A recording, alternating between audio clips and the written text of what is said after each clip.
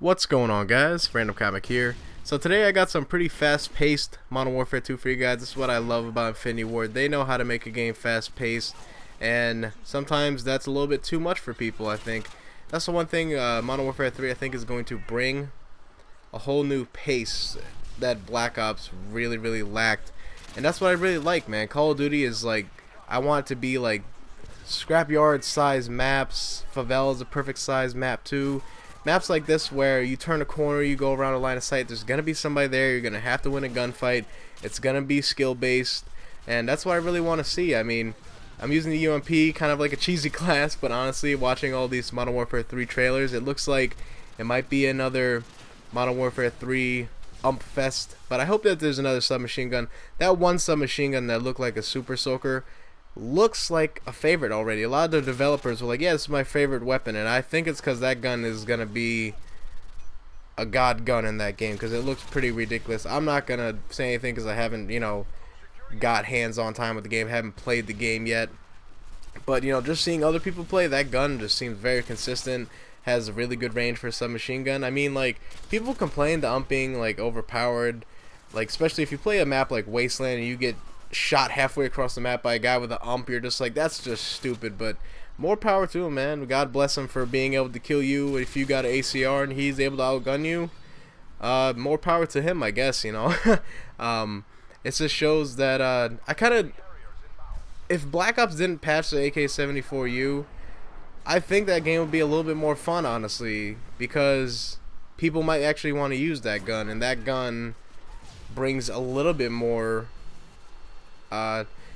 balance to the FAMAS, the balance to the AUG, because I haven't even touched Black Ops at all, and I just know that it's going to be filled with Galil silenced, FAMAS red dots, and AUGs. I mean, I just seem to have to battle the latency and the lag in the game by using the best gun, which I don't think should be the case. That's why I love Infinity Ward, like Modern Warfare 2.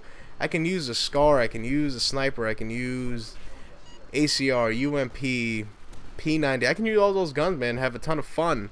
That's the great thing. You can actually have balance in your game. And it's kind of funny because their mentality is like, if you have all the guns be ridiculously overpowered, then none of them are overpowered. You know what I mean? Because every one can compete with the other one, which I guess makes a little bit of sense, but at the same time, it doesn't. I don't know how that works, but whatever they're doing it right, man. They just gotta fucking tune out the explosives, and then they'll have a great game, and maybe hopefully balance out the perk system. Like, I don't know, I've never seen an Infinity Ward game without stopping power, and Treyarch kind of failed with it at their first attempt.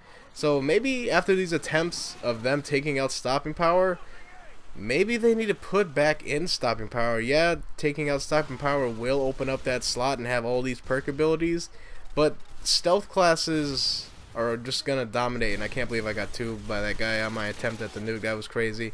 That's just weird. Like, it seems like all these games, like, if it's not stopping power, there's a stealth perk that's just gonna be overpowered. And I think the best game that got their perk system right, whether you think the abilities of being cloak and armor are balanced, is Crysis 2. They had like a perk setup, like perk 1, perk 2, perk 3, but they were named power, armor, I believe, and stealth. And in the stealth, there was, your stealth abilities. There was a cold-blooded class. There was a silence footsteps. There was, be cloaked longer. And you had to sacrifice one for the other. And I think that makes a lot of sense. Like, why should you be able to combine being immune to air support, being immune to radars, and hell, Assassin's gonna be fucking overpowered as shit, man.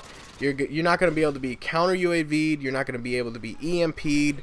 So this guy basically has a radar the whole entire game, unless you run Assassin yourself, and then everybody's just got a stealth class on, trying to just frustrate each other, which isn't fun. The game should not be about frustrating each other. It should be about having fun, having gun on gun, having kill streaks play a minor role, not this huge air support role, which I think they're trying to get right. But we'll honestly see, November 8th, or whenever the game comes out. I don't even remember the release by now, but I forgot what I was going to cover. I kind of just talked about that stuff. Oh yeah, I just want to cover, like, Crysis 2, like, they got it right. So you had to trade off one for the other. It made perfect sense. Black Ops, all these other games, and Modern Warfare 3, you're gonna be able to put 3 stealth classes together. You're gonna have sound footsteps, show off radar, and show off air support. That's just crazy to me. Like, you're just basically invisible to everything, and it just turns into you. Especially Modern Warfare 2, changing corners and putting claymores was just like the most fucking stupidest, overpowered thing in the world. Like, claymore up a room, and you're all set.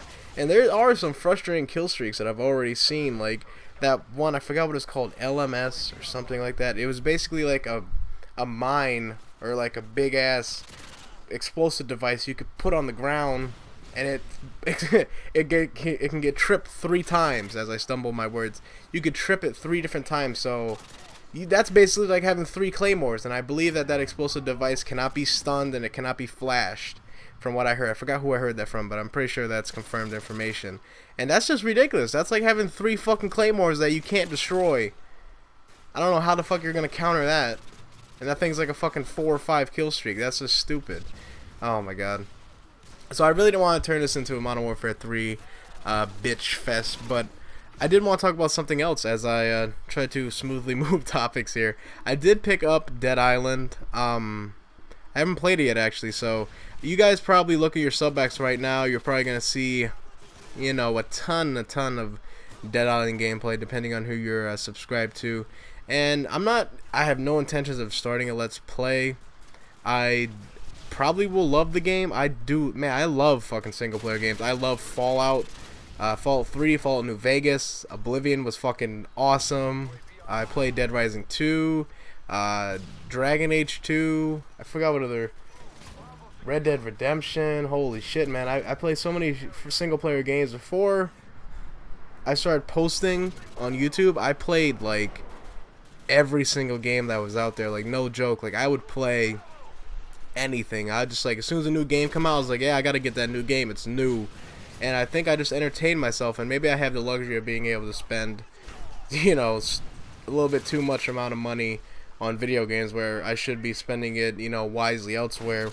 But it's my main entertainment. I mean, some people buy CDs weekly, people buy, you know, cars for themselves, whatever it is, whatever your luxury is. My luxury happens to be video games, so that's why I buy video games, stuff like that. And Dead Island is definitely gonna be a fun ass game. It's like an open world zombie survival horror game, I guess you could say. I'm definitely gonna play it. I don't know if I'm going to upload it because I've never really had much success uploading walkthroughs or full series, because honestly it's very tough for a channel my size. And you know, there's channels out there that are so huge that their fan base is gonna grow just because of their name. And for me, it's like, it's very hard to earn views without just uploading a video. Like, you can see who the desperate people are for views. They're the people that upload as soon as some information comes out, or they whore out a video game release to try to get the most views, and then you'll never see a gameplay from them again. I did that once with Portal 2. I thought about doing a Portal 2 walkthrough, but then I saw so many great people doing it. I was like, my videos are not going to get out anywhere. There's no chance at all that I'm going to be able to compete with all these, you know, great commentators. When it gets down to it, like, all these different commentators, you know, we're all friendly. I have no, you know, ill will towards anybody or any beef with anybody. I've never thought anybody was, you know, in this community just for the money. But obviously there's people that do this for a living, so they have to, you know, earn money, and the best way to do that is to get the most views, you know what I mean?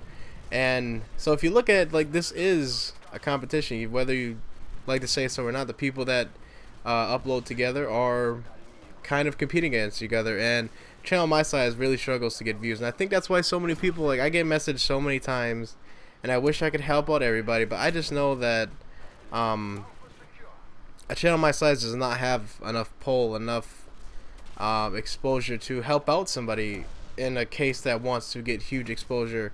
I'd love to help out my friends. I love to help out people that are, you know, around me and that I enjoy their content also. But I just wish that maybe, I guess, I hate to call it quality control, but there definitely is a huge available stuff on YouTube nowadays, which I think is great, because you're never bored with gameplay. You have so many options, you have so many personalities, and I think that's a great thing that we don't need to lose. We just have to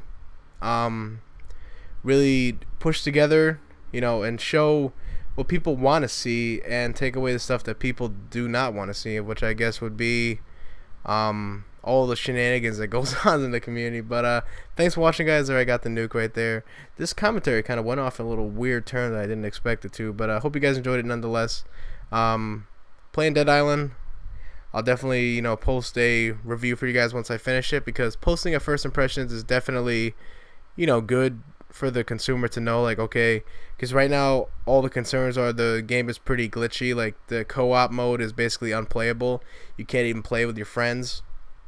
But in the year 2011, I think we're used to it by now, that games have releases that probably got released too early and the game is pretty buggy, like Homefront, Black Ops, all these games like that are released and they don't have servers set up right, and maybe too much people playing the game.